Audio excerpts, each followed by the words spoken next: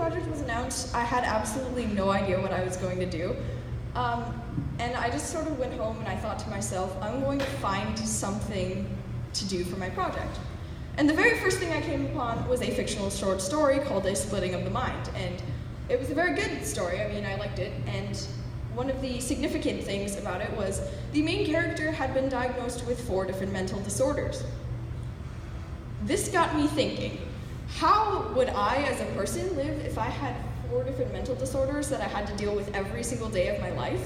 I mean, maybe I could deal with 1 or even 2, but 4 is insane. So, how many people every year are diagnosed with mental disorders? Well, it's approximately 24% of people in America. And the 4 most common, or not most common, but most known mental disorders are schizophrenia, clinical depression, bipolar disorder, and different anxiety disorders. So I figured since those 4 were so commonly known, that those would be the 4 that I would talk about. So 60 million Americans every year are diagnosed with a different mental disorder, and it varies in what it might be. For example, schizophrenia itself affects 2.4 million adult Americans every year. So that's quite a bit of people if you really think about it. So before I start giving you facts, I would like you to think to yourself, what do I know? So what do you know about the disease schizophrenia? Have you ever heard of it? Do you know someone who has it? Do you know any facts about it? Because I'm going to be showing you the 3 most common myths about schizophrenia that people tend to think are true, but really are not. So the first one, people with schizophrenia suffer from multiple personalities. They're happy one day and sad the next. Well, that's not true. That would be a completely different disorder. But yeah, no, most people with schizophrenia do not suffer from multiple personalities. And another really common one is people with schizophrenia are dangerous. They're serial killers or thieves or criminals, but actually they're not any more dangerous, in fact maybe even less dangerous than your average human. So this is false. Lastly, people with schizophrenia know that they have schizophrenia and they just refuse to go in and get diagnosed with it for whatever reason. Most people don't know that there's something wrong with them, and so that's definitely not true. So now that I just told you 3 things that aren't true about schizophrenia, what is true about it? Well, so the 3 main symptoms of schizophrenia are categorized into 3 different spots. So there's positive symptoms, which are things that the victim suffers from that they should not suffer from. So hallucinations, delusions, and disorganized thinking would be the top 3. There's negative symptoms, which doesn't refer to their attitude. It refers more to things that they don't have that they really should be showing. So things like lack of emotion and maybe social withdrawal. And finally, there's things that they commonly go through that's maybe hard to live with. So loss of memory, loss of attention, loss of planning skills, and a harder time making decisions in their lives. However, as scary as this may seem, there is definitely medication you can take to help with your symptoms, but there's no cure. So actually, I found something really interesting. When I was looking for this picture, Google does that thing where they have the suggestions up on the top. So 3rd from where I'm standing right now is schizophrenia, and the first one is depression, which is the next thing I'll be talking about actually. So clinical depression is often just known as periods of sadness that people go through, but it's actually a lot more serious than it may seem. 10% of the American population has gone through depression at some point in their life, and 20% of teens go through it every year. So that would be 1 in 5 teenagers have some form of clinical depression.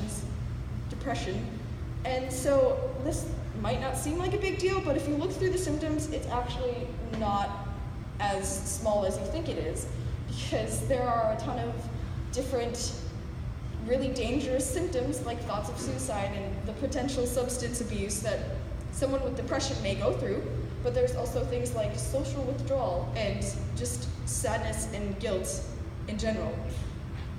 So who does this affect? Well, most people with depression are in between the ages of 14 and 25, so that would be late teenage years, early adult years, which may not come as a surprise to you, but it is true.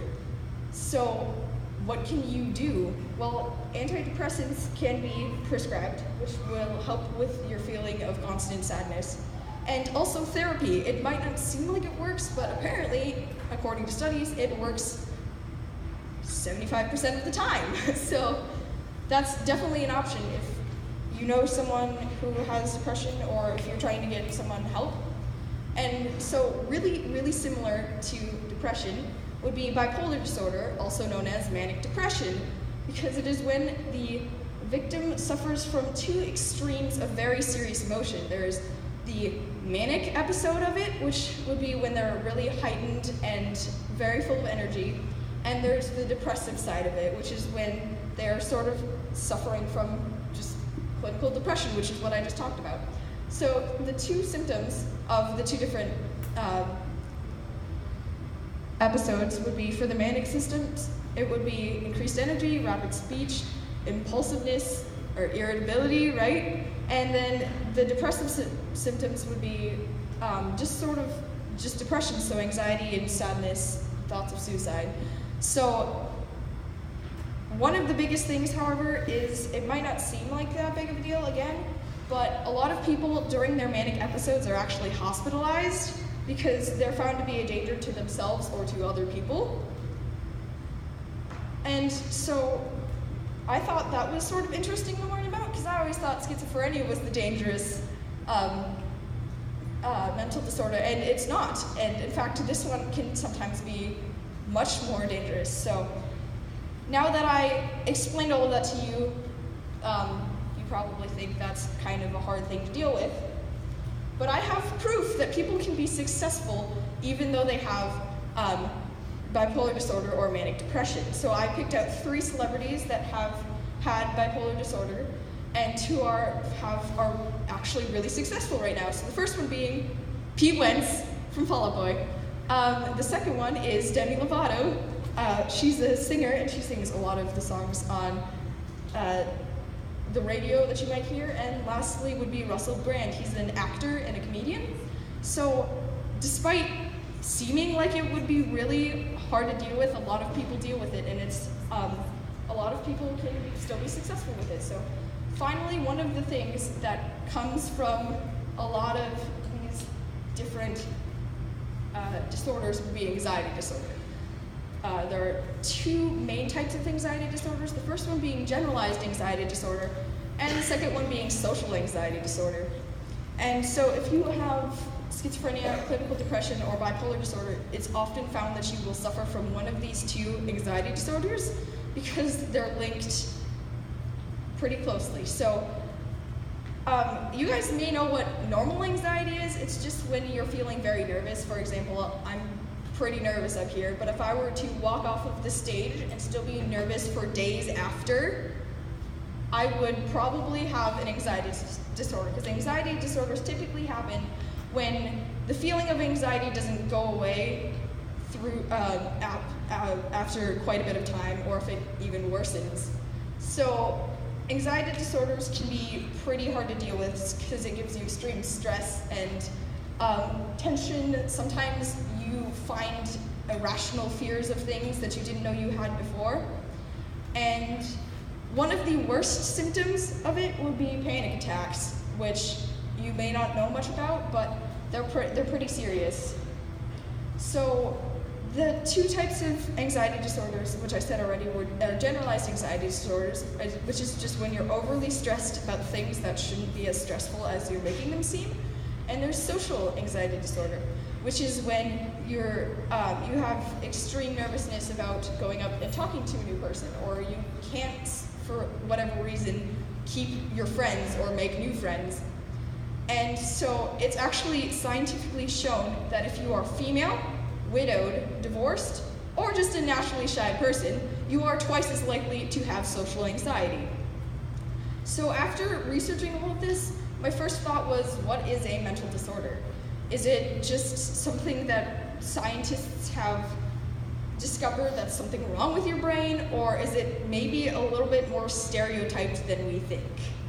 Is it more of just something's not right with them, they should be locked up somewhere? Is it more of like they're dangerous because they maybe see things sometimes?